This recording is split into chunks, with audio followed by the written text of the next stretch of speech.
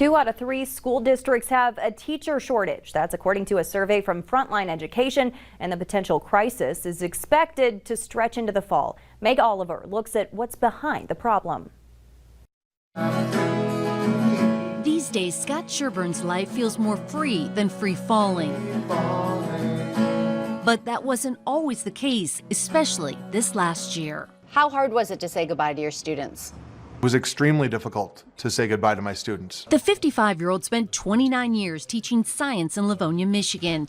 But after contracting COVID in November and juggling increased demands at work, the pandemic pushed him to retire early in January, the middle of the school year. If the pandemic hadn't happened, would you still have retired early? Definitely not. Michigan has seen a 40% increase in the number of teacher retirements compared to last year. Nationwide, it's a similar story. Nearly every state has reported shortages, and many districts are having trouble finding teachers to fill vacancies. Some now offering signing bonuses to help recruit them. Have you ever had this many teachers retire in 1 year? No. Karen Bingert is the principal at Hillsborough High School in New Jersey. Since last July, 56 staff members in the district have retired or are planning to by the end of this month. 38 of them are teachers. Why are we seeing this national teacher shortage? I think it's been coming, actually, for several years. There are fewer candidates going into education to begin with. I think some of that stems from the fact that over time, there's been less interest. Pay has also been a deterrent for many teachers who feel they aren't compensated properly for the demands of the job. For Sherburne, the joy of working with students was the hardest to leave behind.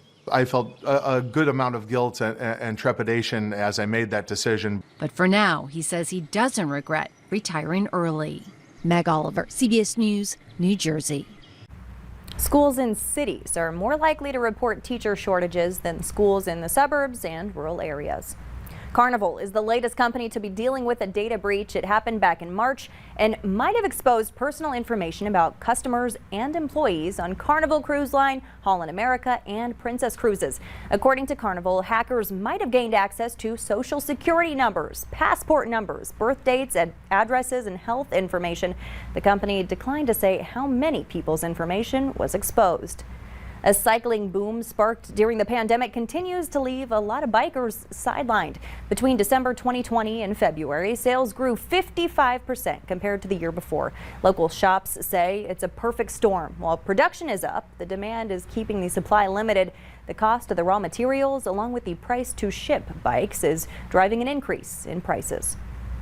The FDA wants you to know about some concerning side effects from hand sanitizer. What you need to know is just a couple minutes away.